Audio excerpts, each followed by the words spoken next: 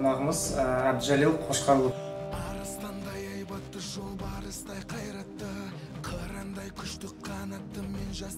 Әрі ғалым, әрі ұстаз, мемлекет қоғам қайраткері, саяси ғылымдардың докторы, профессор.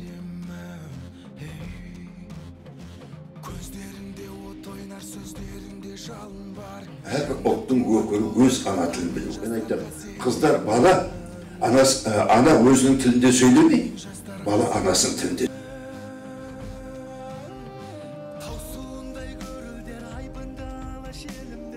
Burada керемет пікір бар. Абай саясаттан айналыспаған. Бірақ Абай пайдасына ортақ болу үшін дейді. Пайдасына ортақ болу үшін, зарарынан қашық болу үшін, орыстың тілін ғылыммен білуіміз керек дейді. Ана қарасы,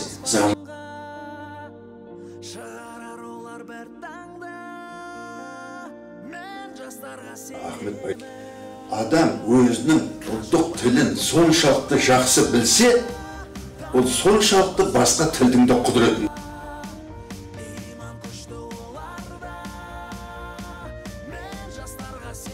Біздің қазақтың бар сауаттыларын, бар мақтыларын, кәдімгі халқымыздың қаймағын сылып тастады бар. Мен кейде ойлаймын, егер де сол Әлиханнан артық бізді ғалым болған.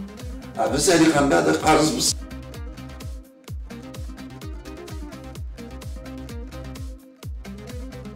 Қазақ тілі ол бірінші атағы.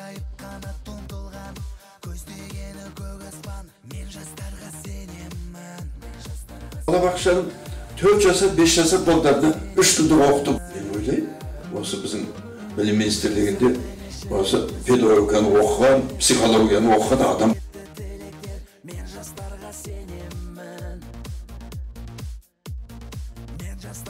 Сөйлеп тұр, қазақстандықтардың 83% ұлт мемлекеттік тіл біледі дейді. Қайдан алған ғой деп бір жерде түсінді. Зерттеушілер, газетте жазып жүрген зерттеушілер қосам қарасам, бүгін қазақтың 60% орыс тілінде сөйлейді дейді. Үлкен трагедия.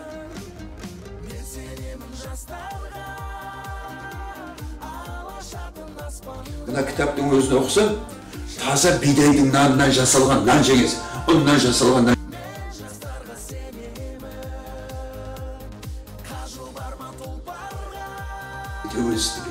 Асырлар алған. Кеше Әлиханды, Ахмет Байтұрсыновты, Мыржақып Дулатұлды, Мұстафа Шоқайды, тағысында қанша біздің азаматтарымыз сол тәуелсіздік үшін жан.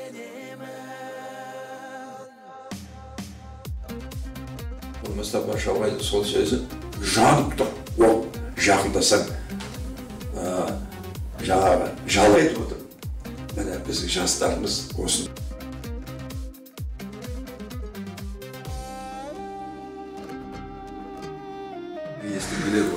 Мен айтамын, ама қар жерде бар ғой, бұларда отырып әңгімелесу керек, ойытамыз керек деп, сондай ағанда.